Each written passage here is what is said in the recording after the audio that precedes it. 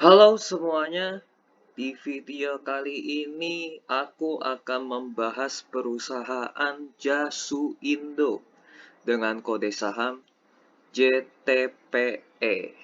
Nah, ini perusahaan yang di-request oleh teman kita di ini ya, di viewer ya.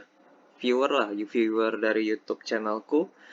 Jadi langsung aja kita analisa ya, ini website utamanya. By the way, nama PT-nya itu adalah PT Jasuindo 3 Perkasa Tbk. Tapi kita bisa sebut Jasuindo. Kalau sebut JTPE agak lumayan ribet ya, JTPE.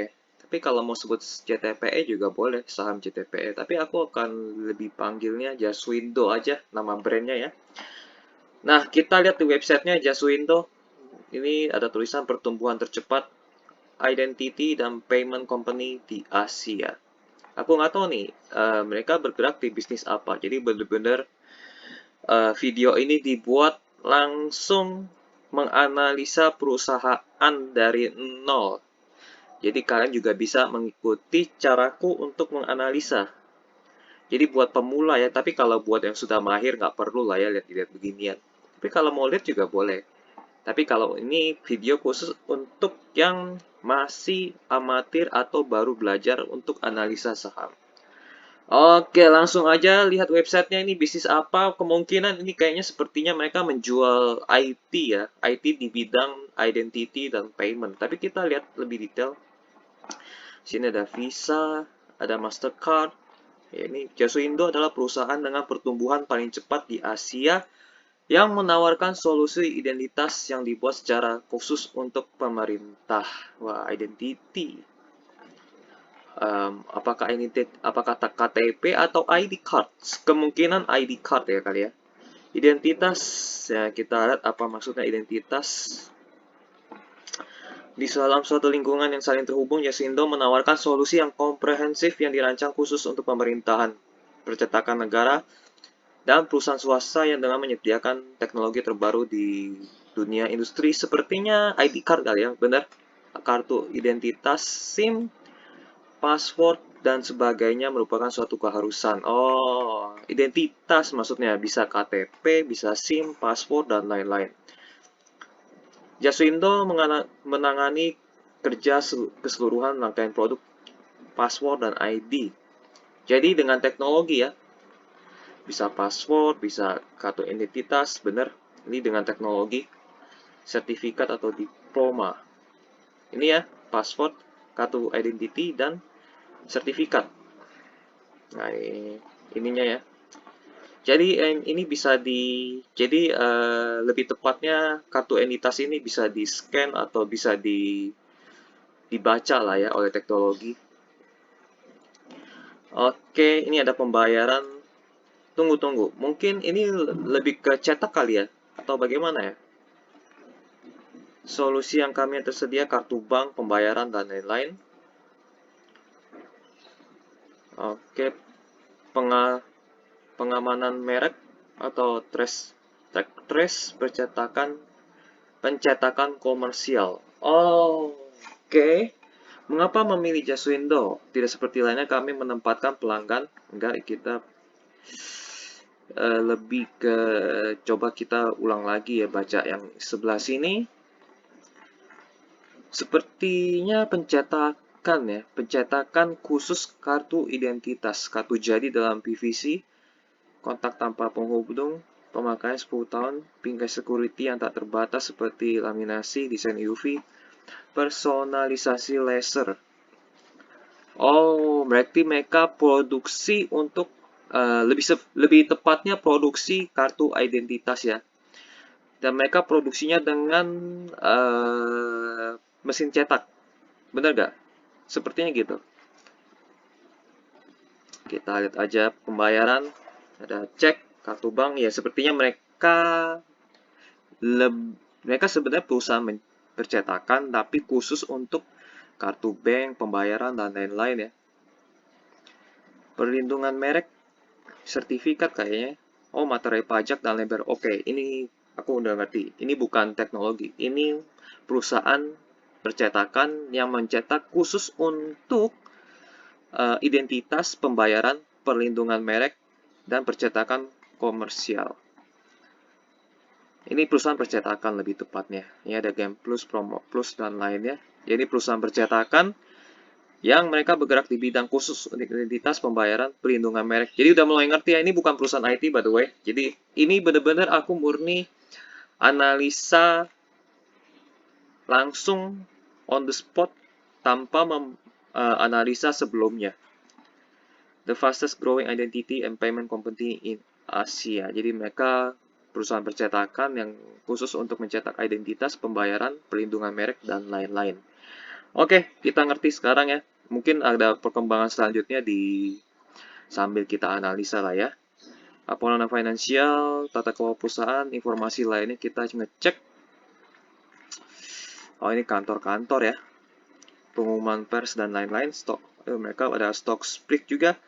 Pengumuman jadwal dan tata cara stock split. Jadi mereka akan melakukan stock split 22 Juli ya. Jadi bagi kalian yang pegang saham ini, mereka akan stock split harga saham tetap sama. Harga saham jadi turun, cuma tetap nilai kalian pegang tetap sama sebenarnya. Jadi tidak ada hal yang signifikan yang mengganggu menurutku ya, stock split. Oke, nggak tahu nih stock splitnya jadi berapa banyak ya. Jadi 1:4, berarti dibagi 4. Jadi lembar saham sekarang dibagi 4 jumlahnya. Tapi nilai yang kalian pegang tetap sama. Misalnya kalian belinya harga 2 juta, nilainya tetap 2 juta setelah stock split. Cuma bedanya lembar sahamnya lebih banyak gitu aja. Oke, tentang kami kita lihat ya. Mungkin di sini ada manajemen atau apapun. Nggak ada manajemen ya. Nggak ada manajemen. Oke, mungkin manajemennya kita lihat di ini aja. Di bagian halaman IDX yang nggak ada, sama sekali tidak ada. Tata kelola perusahaan. Iya, tidak ada ya. Oh, di sini ada manajemennya. Dewan Komisaris Pak Yongki Wijaya. Kita lihat direktur utamanya Pak Alan Wibisono, Dr. Andes Lukito Budiman, Oi Hendro Susanto. Oke, kalian nanti bisa ngecek sendiri nama-nama mereka di Google Search, apakah mereka punya rekam jejak yang baik atau yang buruk ya. Ketik aja nama mereka lalu search di Google ya. Kita lihat informasi lainnya, nggak ada yang sama tadi. Udah ya, itu aja sih paling dari websitenya, tidak ada informasi yang penting. Jadi kita ngerti ya, bisnis mereka itu percetakan, tapi khusus untuk mencetak identitas, pembayaran, perlindungan merek, dan lain-lain.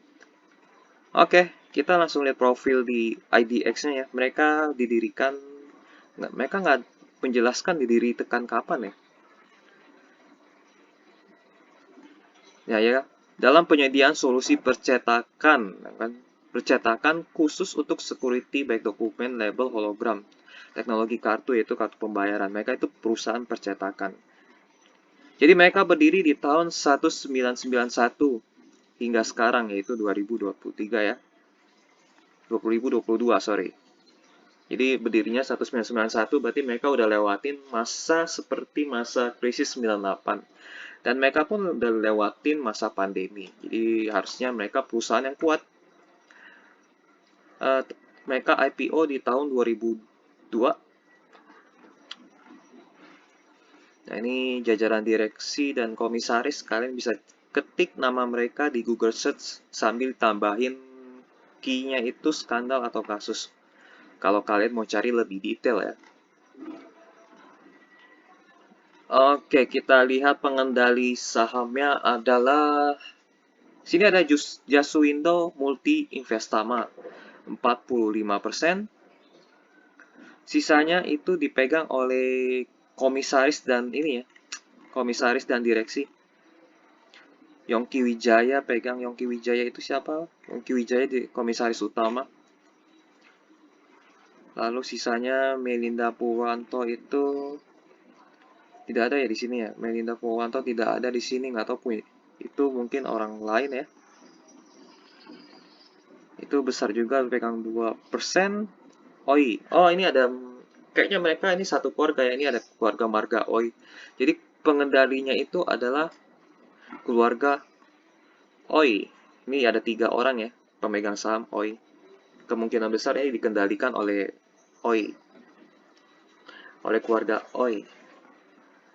Jadi ini PT Jasuindo Multi Investama pun aku rasa di dalamnya ada nama OI juga. Kalian nanti cari aja di Google Search Jasuindo Multi Investama, di dalamnya orangnya siapa aja. Kemungkinan besar ada nama keluarga OI antara 3 orang ini nih. Jadi pengendalinya kemungkinan keluarga OI, dan ini sudah pasti ini hanya nama apa namanya sebutannya ya. Nama depan pengendali lah ya. Tapi sebenarnya mereka belakangnya ini. Tapi kalian ngecek dulu ya, ngecek sendiri. Kita lihat di masyarakatnya 27% dan mereka masih bisa menambah modal lewat right issue jika mau. Tapi aku rasa mereka nggak mau right issue ya, karena ininya Jasuindo Multi Investama-nya terlalu sedikit, di bawah 51%. Jadi kemungkinan tidak akan nambah right issue lagi, kecuali mereka Jasuindo Multi Investama-nya pegang lebih dari 70% atau mungkin lebih dari 60%, mereka masih bisa lepas. Tapi ini kan udah di bawah 51%, ini rawan sekali. Kalau salah satu dari mereka ada yang lepas, pengendalinya jadi lepas. Jadi ini orang OI, Yongki Wijaja, Topan Graffiti Limited. Ini 20% nih, Topan Graffiti Limited itu 20%. Kalau mereka lepas, ini apalagi ininya lepas, ya pengendalinya jadi nggak jelas kan. Jadi kemungkinan besar right issue itu tidak akan sulit dilakukan, kecuali Topan Graffiti Limited ini lepas. Oke, anak usaha mereka ada 2. Jasa Solusi Teknologi Informasi, perusahaan IT ya. Jasuindo HID Security melakukan industri percetakan khusus. Nah, ini pegang 51, pegang 99%. Jadi kalau misalnya ada anak usaha yang dipegang 51% lebih, atau paling minimal 51%, omset mereka atau laba bersih mereka itu bisa diklaim ke induk usaha, yaitu masuk ke laporan keuangan JTPE. Oke, ini profilnya aku rasa sudah cukup lah ya. Dari profilnya sih kelihatan tidak ada yang masalah. Dari persentase juga tidak ada masalah sih. Pas, masyarakat pegang 27%, aku rasa udah pas sih. Dan pengendalinya kita juga udah tahu dari keluarga OI sepertinya. Oke, kita langsung masuk ke bagian laporan keuangan. Ini laporan keuangan yang terbaru di kuartal 2, 30 Juni 2022 ya. Kita langsung cek bagian arus kasnya. Piutang usaha mereka lumayan banyak ya. Tapi kita lihat cashnya dulu 94 miliar. Piutang usaha sekitar 170 miliar ya.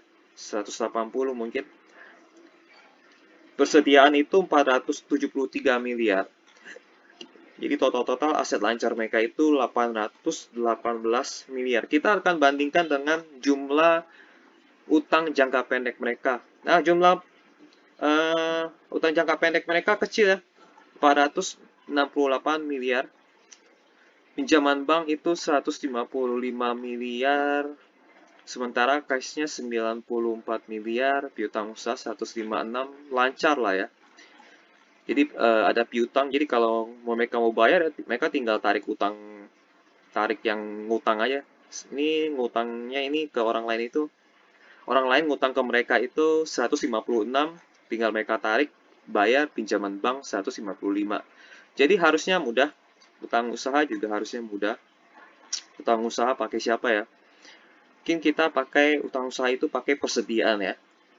Jadi utang usaha kan biasa kan dijadiin persediaan. Kalau misalnya ada persediaan yang mereka bisa cairkan cepat ya, mereka bisa bayar nih yang 261 ini. Sisanya dibayar pakai cash mereka. Jadi secara utang jangka pendek mereka masuk kategori aman, resikonya kecil ya.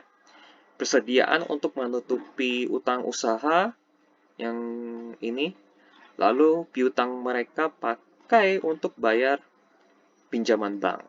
Sisanya yang utang-utang lain-lain yang kecil-kecil ini pakai uang cash saya cukup. Jadi sepertinya lancar. Arus cash jangka pendek mereka lancar ya.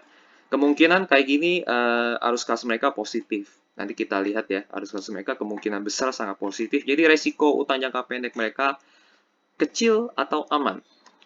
Kita lihat perbandingan modal utang mereka dengan modal apa ya? Modal investor ya. Modal utang mereka itu totalnya 522, lalu modal dari investor 934. Jadi rasio ekuitas pemegang sahamnya lebih banyak, itu artinya bagus. Jadi ekuitas lebih besar dibanding utang, artinya bagus gitu. Jadi utang jangka panjang yang bank nggak ada ya, kecil ya. Utang jangka panjang hanya 54 miliar, bisa dibayar pakai uang cash. Jadi kita lihat secara komposisi utang itu mereka resikonya kecil atau bisa dibayar. Aman lah, perputarannya aman. Oke, kita langsung masuk ke bagian laporan laba rugi. Kita bandingkan penjualan tahun lalu dengan tahun ini meningkat ya. Tahun lalu mereka hanya bisa mencetak 281 miliar. Tapi tahun ini mereka mencetak kenaikan yang lumayan banyak ya, 379 miliar. Lalu kita lihat margin laba kotornya juga tinggi, hampir 30% lah ya. Mungkin sekitar 20-30%. Lumayan tinggi, bagus. Ini cuannya lumayan tebal. Kita lihat periode laba berjalannya meningkat banyak juga ya, hampir 100%. Mungkin dia range-nya itu sekitar 70 sampai 90% ya, nggak tahu lah ya, pakai kalkulator aja, mungkin aku sebut range-nya aja lumayan tinggi ya. Jadi tahun lalu 12 miliar, di tahun ini mereka mencetak laba bersih 20 miliar. Peningkatannya cukup tajam ya. Jadi laporan laba rugi mereka bagus. Mungkin ini mereka baru pulih dari pandemi. Pandemi itu kan di 2021 ya, di kuartal 2 atau kuartal 2 sih pandemi PSBB itu. Tapi harusnya kalau percetakan itu mereka, apalagi mereka percetakan identity dan percetakan surat-surat dokumen penting, harusnya tetap dibutuhkan dan tidak berpengaruh ya, harusnya ya. Jadi mereka tetap positif sebenarnya. Nanti kita lihat di highlight tahunannya ya. Oke, kinerja laporan laba rugi mereka positif banget ya. Jangan pakai banget ya, karena nggak lompat sampai 2 kali lipat. Jadi positif lah isinya.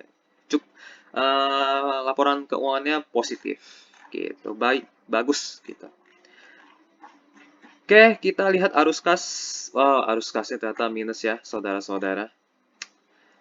Uang kas yang keluar itu lumayan banyak. Di tahun lalu 55 miliar. Di tahun ini keluar 202 miliar. Jadi uang yang masuk dari pelanggan itu 334 miliar. Pembayaran kas kepada pemasok dan karyawan 473 miliar. Wow, tinggi. Minus ya justru ya. Berarti kemungkinan mereka akan, kalau udah minus begini biasanya mereka pinjam utang. Kita akan cek ke bawah ya, benar gak ya? Nah, benar kan? Penerimaan pinjaman bank jangka pendek. Mereka pinjam utang untuk menutupi yang minus ini. Jadi sesuai dugaan ya. Kalau udah minus pasti, kalau udah arus kasnya minus mereka pasti ini pinjem bank gitu. Tapi harusnya sih kita lihat perputarannya mereka itu kecil lah ya.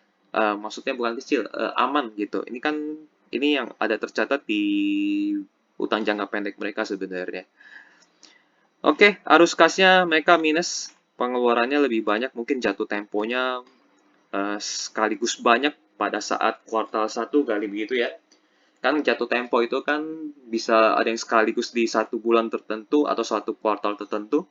Ada juga mungkin di kuartal berikutnya jatuh temponya tidak sekaligus semuanya. Bisa aja di kuartal 2 kuartal 3 maksudnya kuartal 3 jatuh temponya tidak atau lebih sedikit gitu. Tergantung mereka ngutang itu kapan dan jatuh temponya kapan. Itu mungkin ada kuartal yang banyak banget, ada kuartal yang sedikit jatuh temponya, harus bayar utangnya gitu lah ya. Oke, arus kas minus, tapi kalau untuk per kuartal sebenarnya untuk perusahaan ini kita jangan pakai per kuartal. Kita akan pakai per tahun. Kenapa? Nanti kita jelaskan. Jadi, overall laporan keuangan mereka secara laporan laba rugi bagus, dari sisi utang juga aman. Tapi arus kasnya kita kasih minus ya. Arus kasnya minus karena minusnya itu lumayan banyak, sekitar 202 miliar. Nah, kita masuk ke highlight. Tadi kan kita lihat, kita langsung ke bagian arus kasnya langsung ya. Kita lihat di kuartal 2-nya mereka itu minus 200 miliar. Tapi di 2021, di kuartal 2 mereka ini ya, di kuartal 2 mereka kan sebenarnya minus kan, 55 miliar. Tapi di secara tahunan, mereka malah positif 198 miliar. Seperti yang aku bilang kan. Jadi, mungkin kuartal 1-2 mereka itu jatuh temponya, utangnya itu langsung sebanyak. Tapi ketika masuk kuartal 3 dan 4, tidak ada jatuh tempo yang harus dibayar lagi. Atau lebih sedikit mungkin jatuh temponya. Ya kan? Benar gak? Jadi, makanya akhirnya di kuartal 3-4 mereka itu arus kas yang masuk itu lebih banyak di 2021. Kalian lihat ya 2021 ini di kuartal 2 minus 55, lalu di 21 malah plus 198 miliar. Ini banyak banget loh. 198 miliar uang masuk. Jadi bagus. Kita lihat pertumbuhan ya dari sisi omset. Ini 2020 dan 2021 kita lihat turun ya. Turun karena pandemi, jadi kita wajarin aja, maklum karena pandemi. Mungkin perusahaan sejenis ini pun bisa kena juga. Tapi menariknya, meskipun omsetnya turun lumayan banyak ya, ini turun sekitar 400 sampai 500 miliar ya. Tapi mereka tetap menghasilkan laba bersih dan arus kasnya tetap positif. Ini yang bikin kita kaget ya. Ekuitasnya bertumbuh ya. Di 2021 juga masih masa pandemi, masih lockdown ya, apalagi di kuartal 2 yang yang varian Delta itu ya, kalau nggak salah ingat ya. Naiknya tumbuhnya dikit, laba bersihnya lompat lumayan banyak, karena margin laba kotornya tebal ya, jadi akhirnya laba bersihnya tinggi. Ekuitasnya pun naiknya lumayan banyak. Dan arus kas positifnya bertambah lagi lebih banyak. Ini menariknya dari saham JTPE. Jadi cuannya mereka itu tebal. Ini yang menarik ya. Jadi kalau kita lihat return on equity ya, return on equity itu laba bersih per ekuitas. Ini di atas 10% nih. Ini kan 96 labanya, ekuitasnya 910 miliar, artinya sekitar 10% lebih lah ya. 10 sampai 11%. Ini juga sekitar 9%. Ini bahkan ini lebih dari 20% nih. Ini ya di tahun 99. Tahun 2019 maksudnya ya. Oke, kita lihat pertumbuhan omset. Ini bertumbuh ya dari 2013 sampai 2019. Lihat ya, 500 miliar, 800, 900, 1,1, 1,2. Ini mulai seret nih 2018 1,2. Naik dikit. Baru di 2019 lompat lagi 1,4. Laba bersih pun juga lompat ya. Naik trennya dari 40, 53, 65, 79, 81, 120, 182. Ekuitas juga sama, mereka meningkat, bahkan meningkatnya sampai lewatin masa pandemi. Dari 200 miliar, terus naik-naik terus ekuitasnya sampai terakhir ini sekarang di kuartal kedua, ekuitas mereka 934 miliar. Kalau misalnya ini naiknya kencang banget, laba bersih di kuartal 3 dan 4, ini bisa mencapai 1 triliun ekuitasnya. Jadi ini menarik sekali. Arus kas lebih banyak positifnya daripada negatifnya. Kita lihat di kuartal 3 dan 4 nanti ya. Ini jadi positif atau enggak. Kita lihat nanti di kuartal 3 dan 4-nya nanti. Ini jadi overall secara highlight pertumbuhan omset, laba bersih, ekuitas mereka positif. Arus kasnya masuknya pun makin banyak ya, kalian lihat ya. Pandemi pun ya 2020-2021 arus kasnya masuk itu banyak, tebel. Cuannya tebel banget ini. Karena tadi kita lihat margin laba kotornya juga tebel ya. Jadi highlight tahunan mereka positif ya. Ini kita maklumin karena pandemi. Overall pertumbuhan ekuitas mereka bagus. Kita beli saham sama dengan beli ekuitas. Itu kuncinya. Kalau ekuitasnya selalu tiap tahun selalu bertumbuh, artinya perusahaannya bagus. Oke, kita lihat valuasi ya. Aku akan pakai dua valuasi.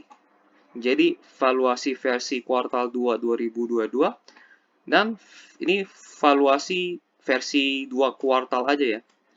Ini valuasi versi 1 tahun. Kenapa aku pakai dua jenis ini? Karena gini, kalian lihat sebelah kanan ya. Jadi di kuartal 1-2 mereka itu, di sejarahnya mereka itu selalu tipis atau kecil. Tapi di kuartal 3 dan 4 mereka tebal. Nah, kalian lihat kan 1-2 itu mereka tipis, tapi 3 dan 4 mereka tebal. Ini juga sama. Ini dari sisi omset, ini yang sisi laba ya. Kuartal 1 dan 2 mereka tipis, bahkan ini kena pandemi kita maklum ya, kuartal 2 2020 kita ingat banget Maret itu COVID pertama orang di Depok ditemukan, jadi langsung lockdown. Tapi di kuartal 3 dan 4 mereka jadinya tebal. Nah, berarti harusnya kalau misalnya lihat pola seperti ini, 2 tahun yang berturut-turut, semoga saja di kuartal 3 dan 4 mereka, omset dan laba bersih mereka itu bisa naik, lebih bagus lagi, naik dibanding tahun sebelumnya. Ya, ini harapannya begitu. Kita lihat nanti di kuartal 3 ya. Penentuannya kita lihat di kuartal 3 nanti, apakah mereka bisa lompat tinggi atau tidak. Dari sisi omset dan laba ya. Kita tunggu aja nanti. Kalau misalnya kuartal 3 mereka ngikutin kuartal 2, yaitu kinerjanya buruk. Misalnya di kuartal 3 omsetnya ngikutin 200 miliar lagi, ya berarti hati-hati, bahaya. Tapi kalau misalnya omsetnya mereka bisa naik jadi 400 atau minimal lebih dari 315 miliar lah ya. Misalnya mereka tiba-tiba naik menjadi 320, itu bagus. Ya pasti harus lebih tinggi dari 2021. Misalnya 316 itu oke lah. Minimal harus lebih tinggi 1 miliar aja gitu. Ini juga sama ya, ini harus lebih tinggi 1 miliar aja. Misalnya jadi 23 gitu kan, itu bagus. Tapi kalau misalnya di bawah 22, laba bersihnya ya, atau ini omsetnya turun di bawah 315, kalian harus hati-hati. Gitu. Jadi, makanya aku pakai versi kuartal 2, 2 kuartal aja ya. Maksudnya 2 valuasi ya, versi 2 kuartal dan versi 1 tahun penuh. Karena beda. Kalau pakai versi 2 kuartal, per mereka jadinya kelihatan mahal. Lihat aja, pernya itu 56 kali. Artinya, balik modalnya harus tunggu 56 tahun. Itu mahal. Dan PVBR-nya itu 2 kali. Kalau wajar, ini wajar versi aku ya, wajar versi Rudy. R-nya harus gede dong. Oke, wajar versi Rudy, per itu harus 10 kali, PVBR harus 2 kali.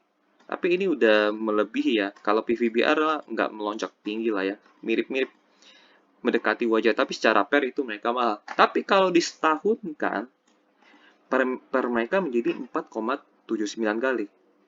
Bisa dikategorikan murah. Padahal wajarku itu hitungannya 10 kali. Dan PVBR mereka 1,92 kali.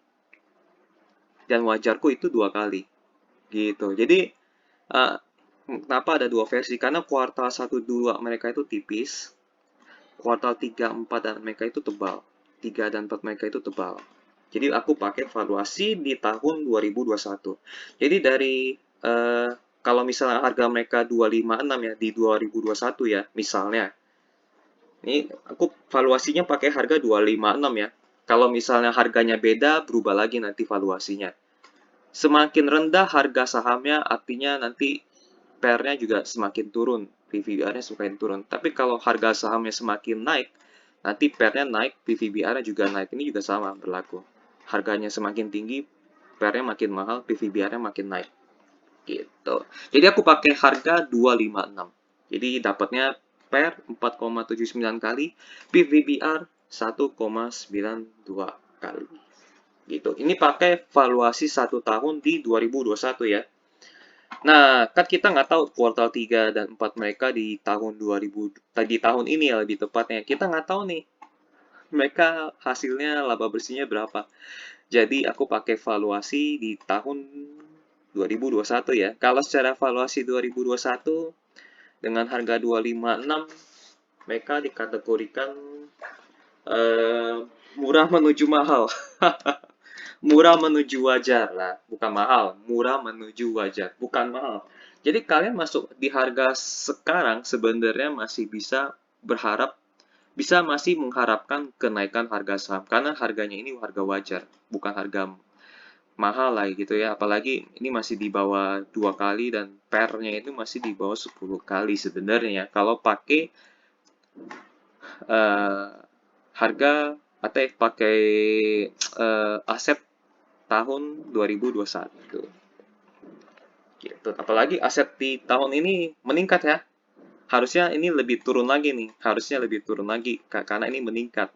Gitu. Kemungkinan ini bisa 1,8 atau 1, atau ini pernya ini mungkin bisa 4,2 atau mendekati 3. Ini mungkin 1,5 sampai sekian, 1,5 sampai sekian lah. Jadi aku bilang kalau dibilang murah, enggak, tapi ini lebih ke murah menuju ke wajar valuasinya. Jadi masih bisa masuk sebenarnya harga 256 ya, gitu.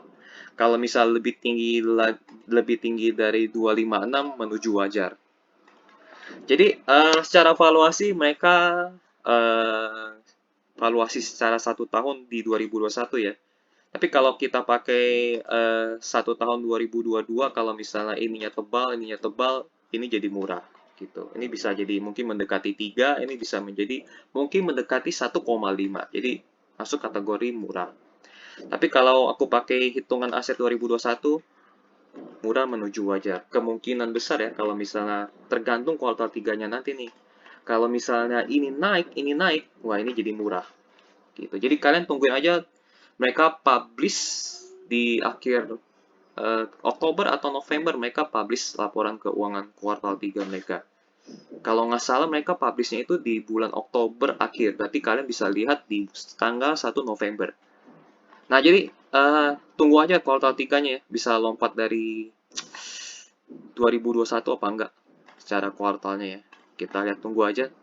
Valuasi saat ini murah menuju wajar gitu. Jadi kalian masih bisa masuk. Jadi ini aku kasih catatan growing company kenapa ini ekuitasnya tumbuhnya gila. Ini tumbuhnya gila. Ini nggak butuh waktu lama. Digit pertamanya itu langsung berubah ya. Ini butuh 2 tahun baru lompat ke 3.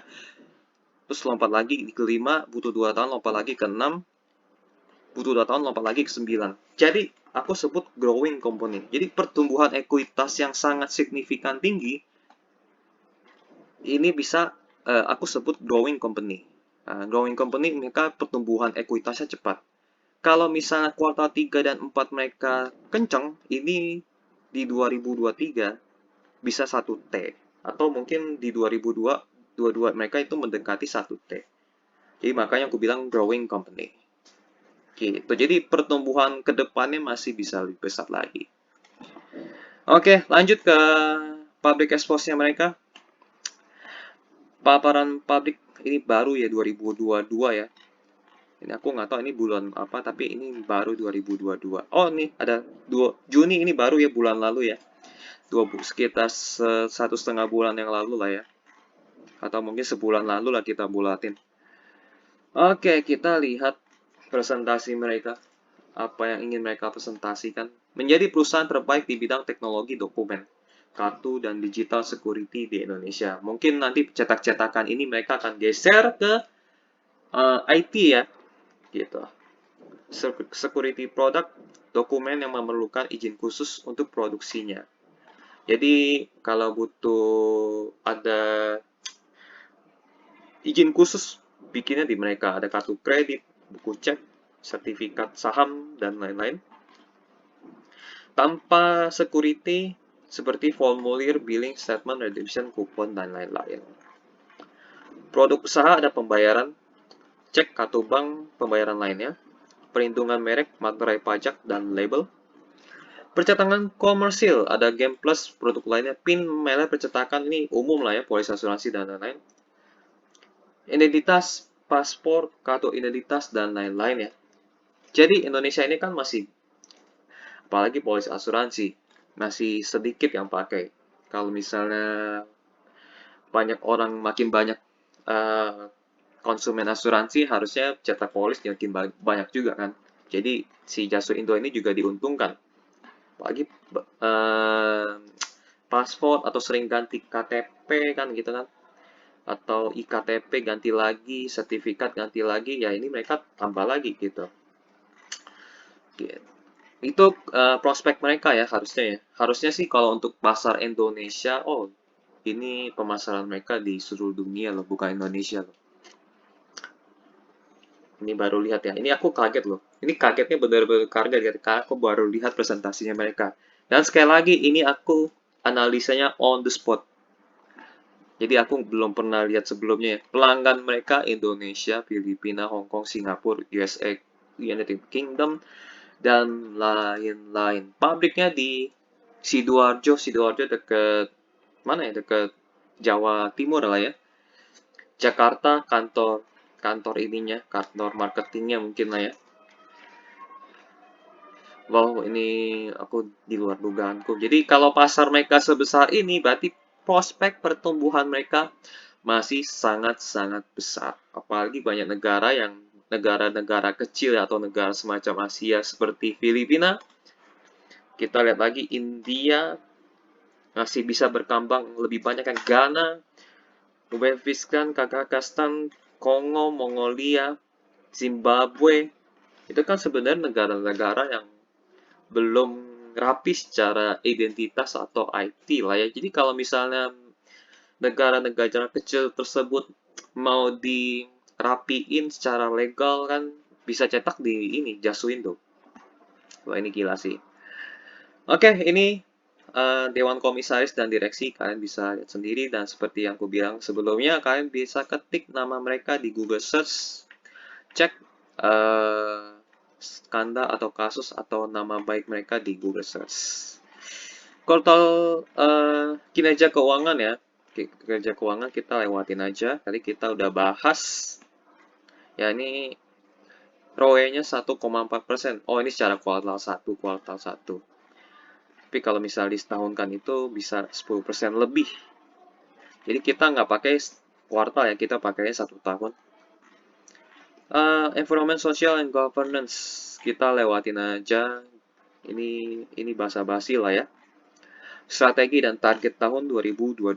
Nah ini yang kita highlight ya sebenarnya, strateginya mereka bagaimana dan target mereka di tahun ini bagaimana.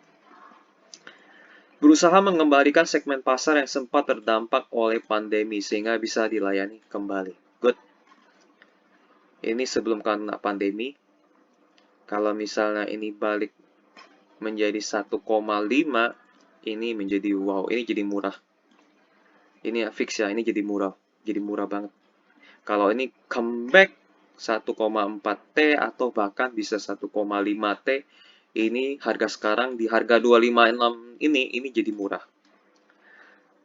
Wah ini gila banget. Ya ini apalagi laba bersihnya comeback to 182 miliar. Ini fix jadi murah. Ini benar-benar aku ini ya, ini fix jadi murah.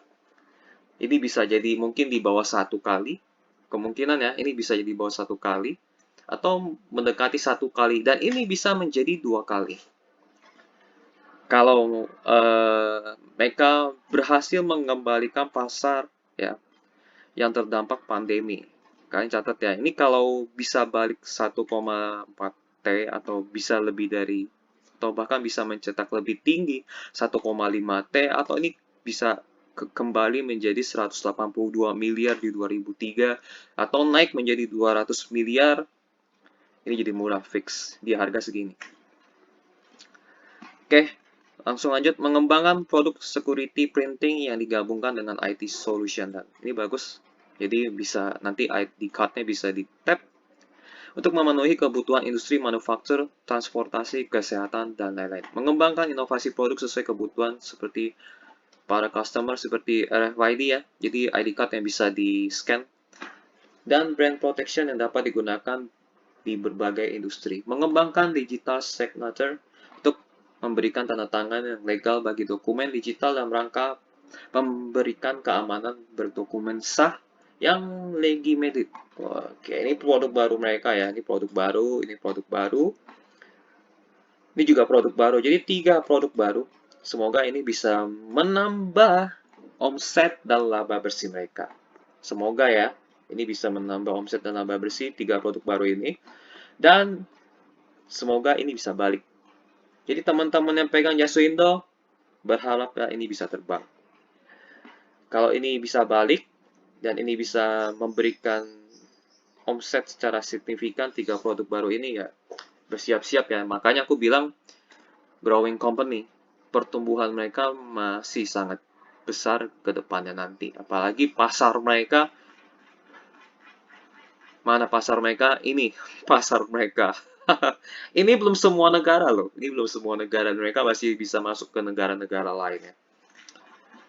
Oke, ini makanya aku bilang growing company. Ini siap-siap aja ini meluber ini ekuitas. Bisa 2T mungkin. Kalau misalnya 10 tahun lagi atau 5 tahun lagi. Pertumbuhan pesanan mentargetkan pertumbuhan penjualan 12% dan laba bersih sekitar 10% di tahun 2022. Oh, ini targetnya lumayan ya. Lumayan. Yang penting naik dibanding 2021. Benar kan? Ini naik 10% artinya labanya menjadi 110 miliar ya. 110 M. Naik 10% mungkin jadi 1,2 T lah ya. Sekitar itu. Ya harusnya oke sih ya. Berarti mereka fix kuartal 3 dan 4 mereka itu positif. Kalau target mereka tercapai ya. Ini kan target mereka kan bertumbuh kan. Bertumbuh. Nah, ini naik 12%, naik 10%. Artinya kuartal 3 dan 4 mereka itu mereka targetin gemuk di omset dan laba bersih mereka.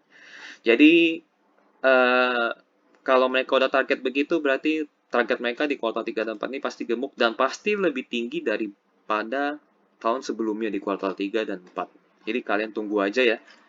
Nah, untuk apakah mereka bisa mencapai target atau enggak, kalian tunggu di laporan kuartal 3 mereka itu di tanggal 1 November atau mungkin di tanggal 30 atau 31 Oktober ya. 31 Oktober mungkin, 31 Oktober.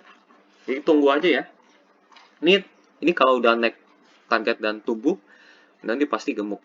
Ini gemuk, ini gemuk, ini gemuk, ini gemuk. Karena ini 96 jadi 110 ya di tahun 2022. Ini mungkin 1,0 jadi 1,1 sekian atau 1,2 T. Oke, itu sesi tanya jawab. Oke lah ya. Highlight yang paling menarik adalah mereka ingin berusaha mengembalikan segmen pasar. Ada 3 produk baru yang kemungkinan besar akan menambah omset dan laba bersih mereka. Sehingga valuasi mereka menjadi lebih murah. Jadi kita tunggu aja nanti ya. Ini kalau misalnya mereka berhasil balikin market ya, atau mereka bisa bikin 1,4 T atau laba bersihnya 180 miliar, ini fix sih, ini murah. Ini benar, ini murah. Ini jadi murah. Oke, kita tunggu. Ringkasan tanya jawab ya.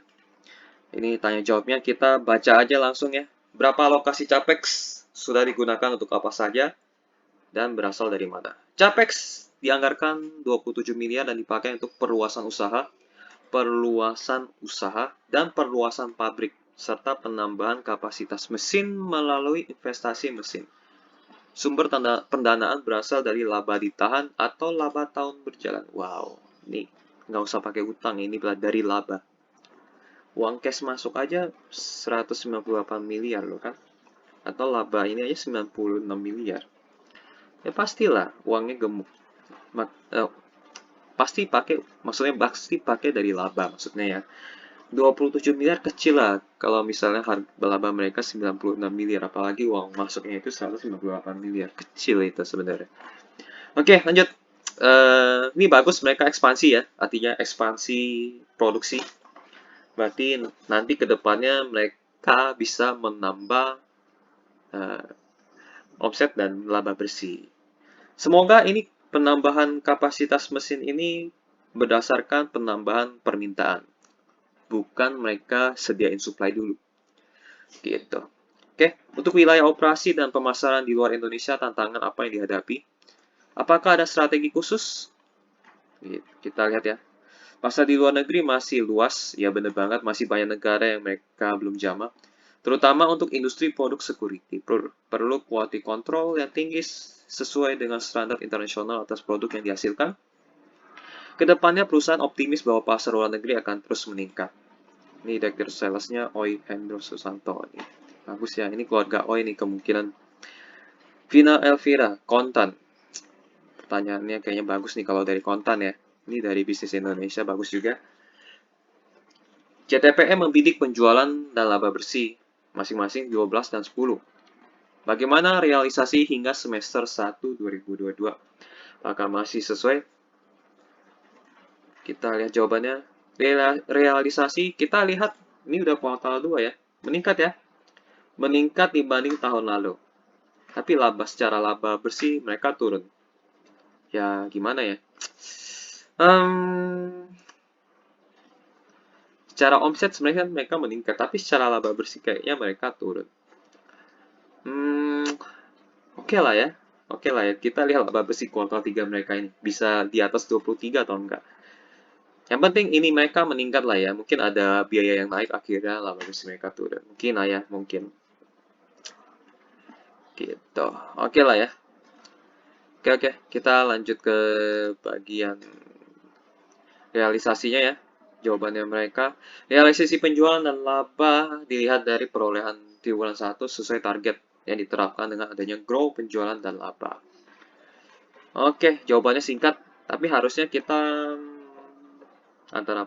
harusnya kalau mereka target segini harusnya optimis ya, tapi lebih aman lagi tunggu laporan keuangan kuartal 3 di 1 November mereka nanti ya, atau sekitar akhir Oktober. 31 Oktober ya. Bagaimana strategi perusahaan untuk mencapai target tersebut di tahun ini? Strateginya, melihat adanya pemulihan keadaan ekonomi Indonesia, maka perusahaan akan kembali menyasar industri yang sektornya sempat terdampak. Perusahaan juga fokus pada produk high security yang dapat menghasilkan margin tinggi. Wah, ini high security yang menghasilkan margin tinggi. Dalam menjawab adanya digitalisasi, perusahaan mendirikan anak perusahaan yang bergerak di bidang teknologi. Nah, tadi kita lihat ini ya. Jasuindo, Informatika, Pratama. Oke, good. Jadi bagus ya, margin tinggi ya, kita tunggu aja sepak terjangnya ya. Kinerja perusahaan terus ditingkatkan sejalan dengan strategi yang telah ditetapkan. Katalis positif berasal dari peningkatan kegiatan bisnis-bisnis yang sebelumnya terdampak yang mengakibatkan, ini pertanyaannya, proyeksi kinerja semester 2 ya, apa saja katalis positifnya ya. Peningkatan kegiatan bisnis, oke, mengakibatkan adanya peningkatan pesanan pelanggan, oke. Omsetnya naik sih, omsetnya naik banyak, lumayan, ini banyak ya, bukan lumayan, ini banyak. Tapi sayangnya laba mereka ini mungkin ada peningkatan biaya. Maklum, kita lihat lagi investor ya, seorang investor menanya, kita lihat sehubungan dengan kenaikan kurs, mohon penjelasan apakah ini akan mempengaruhi profit dan bagaimana strategi perusahaan untuk mengatasi hal tersebut. Perusahaan melakukan strategi hedging untuk meminimalkan exposure volatility nilai tukar uang ya. Selain itu, perusahaan mengurangi ketergantungan impor barang dengan mencari barang substitusi dengan kualitas mumpuni yang berasal dari lokal. Itu sebabnya laba mereka turun. Karena ada biaya yang naik dan nilai kursnya naik, akibatnya bahan bakunya naik gitu. Oke. Ini bagus nih pertanyaannya, investor. Berapa jumlah investasi untuk bisnis ini? Tadi kan udah ini dijawab ya, penambahan mesin. Apakah perusahaan membutuhkan pinjaman? Seluruh pembiayaan tersebut tidak memerlukan tambahan pinjaman lagi, apalagi ya nggak butuh lah ya. Teknologi seperti apa yang dibutuhkan perusahaan saat ini? Ini sepertinya tidak ada pertanyaan nomor 4, tapi sini ada jawaban nomor 4. Oke, nggak apa-apa lah ya. Teknologi yang digunakan merupakan teknologi terupdate. Dapat meningkatkan fitur security dan dari produk cetak, teknologi digitalisasi juga merupakan hal utama yang terus dikembangkan dalam perusahaan. Pengembangan bisnis saat ini difokuskan pada sertifikat tanda tangan digital yang saat ini sedang berkembang dan meningkat permintaannya. Wah, ini marginnya tebal loh. Mereka cuma modal listrik sama server komputer, mereka mendapatkan uang. Jadi marginnya tebal ini, yang nomor 4 ini, tanda tangan digital ini. Oke lah ya, pertanyaan-pertanyaannya bagus. Jadi kedepannya sesuai dengan presentasi mereka sebenarnya, pertanyaan-pertanyaan mereka ya. Dan pertanyaan yang paling oke mungkin ini kali ya. Sama-sama oke semuanya sebenarnya. Sama-sama oke.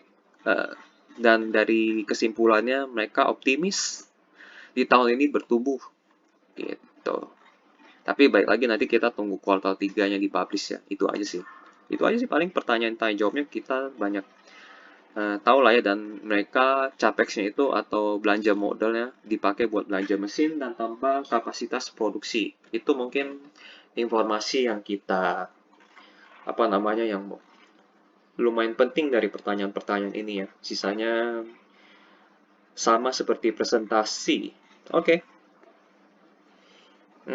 Ada lagi gak ya? Itu aja sih paling ya ini mereka punya kemungkinan untuk omset dan laba bersihnya naik, tapi baik lagi kita lihat hasilnya nanti.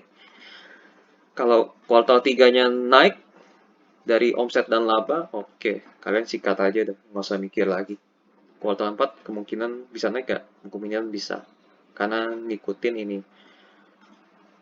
Tapi kan ada kuartal 4 ini, sempat ini sih, sempat kuartal 4 2020 kalau nggak salah sempat diketatkan lagi. Ini kan lepas diketatkan lagi gitu kalau nggak salah ya, kalau nggak salah ingat. Tapi berbeda dengan 2021, ini mulai lepas. Ini PBS ketat, lumayan ketat di kuartal 2. Kuartal 3 mulai dilepas dikit, kuartal 4 lepas banyak. Jadi akhirnya omsetnya naik. Jadi ini berbanding terbalik ya. Jadi kemungkinan 3 dan 4 ini lompatnya lumayan banyak. Dan siap-siap ini valuasinya jadi murah. Oke. Nah, ini sejarah dividen mereka. Ini kalian lihat ya. Mereka rajin bagi dividen ya dari tahun-tahun lalu ya. 2020, 2021, 2020, maksudnya 22, 21, 20, 19, 18. Ini mereka rajin banget bagi dividen.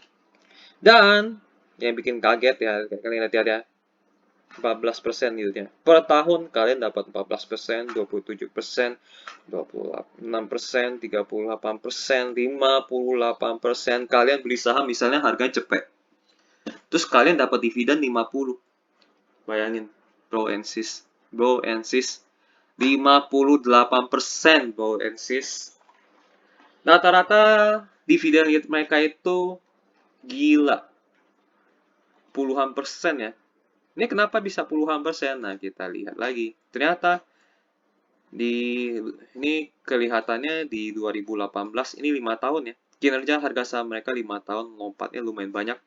Ini lompatnya dari harga 70-an, kalian lihat 70-an, lompat ke harga 200-an. Maksimal ya. Nah, ini lebih gila lagi ya. Dari harga 7 rupiah atau 3 rupiah. Kok bisa 7 rupiah ini? Mungkin karena bekas kena stock split kali ya. Mungkin dulu harganya bukan 87 rupiah, tapi ini mungkin kejadian setelah stock split. Kalau misalnya sebelum stock split mungkin ini sekitar 100-an. Tapi kita cari tahu apakah ada stock split. Nah, ini ada nih stock split di sini. Ya kan? Lihat, ini stock splitnya dibagi 5. Oh, berarti ini tinggal dikali 5 aja. Harga 3 ini atau 2 ini dikali 5. Berapa tuh? Berarti itu dong. Kalau dikali 5, masih 20-an. Bener gak? Wah, ini rendah sih ini di harganya ya. Harganya 20-an. Oh, ini gila sih, ini gila sih. Jadi kita lihat yang harga puluhan persen ini ya. Yang mungkin dari 2015 sampai 2020. Atau 2019 lah ya. Ini belasan ya, ini belasan persen sampai puluhan persen. 2015 sampai 19 lah ya. 2015 ini mereka harganya 70-an sampai 2019 18 lah ya. 19 mereka 70-an. Jadi sampai 3 tahun ini mereka memang harganya 70-an, makanya dividen yield mereka tinggi. Seperti yang aku bilang, cuan mereka tebal. 15 sampai 19 cuan mereka tebal. ROE ini bisa di atas 20% nih kayaknya nih. Kalau kalian pakai kalkulator ya. Ini ROE-nya ini bisa di atas 20%, uang cash yang masuk tebel banget. Akhirnya mereka bisa bagi dividen puluhan persen secara tahunan. Wah, ini gila sih. Dan harga sahamnya uptrend. Ini uptrend ya. Dari 2002 sampai 2022 ini uptrend. Dari harga belasan sampai 200-an. Wah, ini gila sih. Ini pakai harga 5 tahun aja cukup naiknya lumayan banyak. Dari 60-an jadi 200-an selama 5 tahun. Kalian bayangin. Oke ya, ini dividen mereka rajin bagi ya. Nah, masuk 2021-2002 jadi seret dividen yieldnya karena harganya naik. Kita lihat 2021-2022 itu harganya naik. 2021 mereka di harga 200-an dan 2022 200-an. Ya, jadi mereka bagi dividennya jadinya yieldnya jadinya kesannya kecil. Dan tahun lalu kan 2020 dan 2021 kan kena pandemi. Laba mereka tergerus. Nih, kalian lihat ini dari 180 jadi tergerus cuma segini. Hampir setengah. Setengah bahkan ya. Jadi mereka akan bagi dividennya kecil. Tapi kalau misalnya keadaan kembali normal, mungkin ini bisa dikali 2 aja sih sebenarnya. Kalau dikali 2 di atas deposito. Gitu. Ya, jadi kalian lihat ya.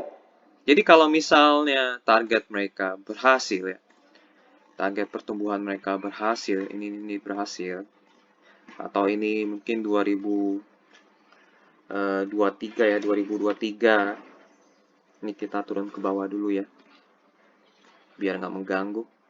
Nah, 2003 mereka berhasil 1,5 T dan ini berhasil misalnya 190 M.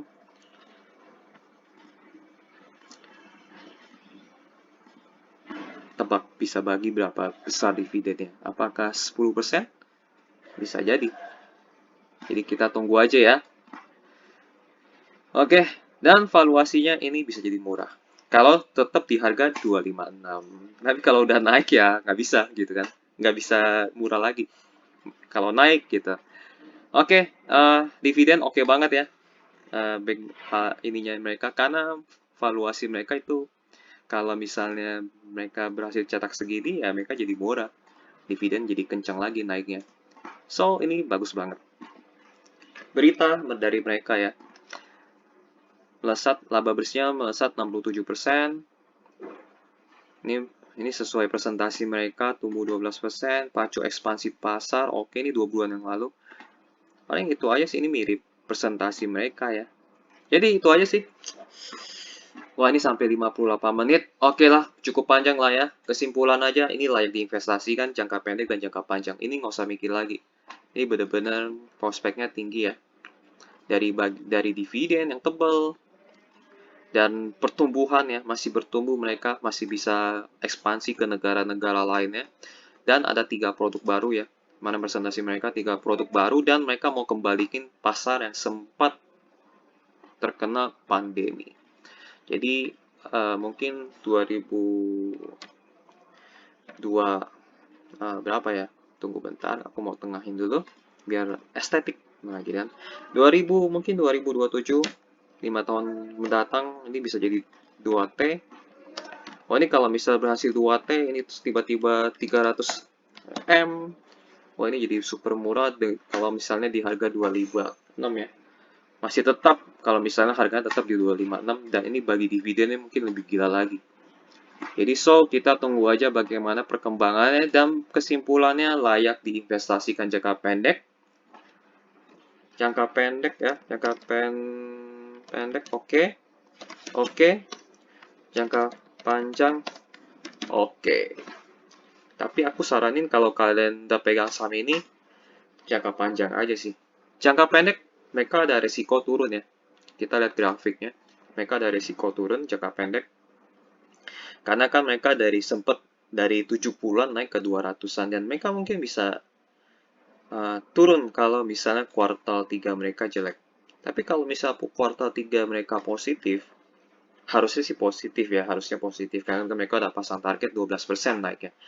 Jadi naiknya mungkin nggak banyak ya, mungkin naiknya kembali ke 300 harganya gitu. Jadi dari 250-an bisa naik ke 300-an.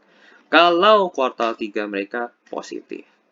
Apalagi 2003 sampai 2007 omsetnya terus naik, laba bersihnya terus naik, ekuitasnya terus naik, uang cashnya masuk makin tebel, ini fix jangka panjang oke banget. Dividen dibagiin setebal ini yang kalian akan terima nanti ke depannya, mungkin 5 tahun sampai 10 tahun ke depan. Jadi itu aja sih. Ini jangka pendek oke, jangka panjang oke. Tapi dengan catatan, tunggu, tunggu kuartal 3. Tapi kalau kalian mau beli sekarang boleh.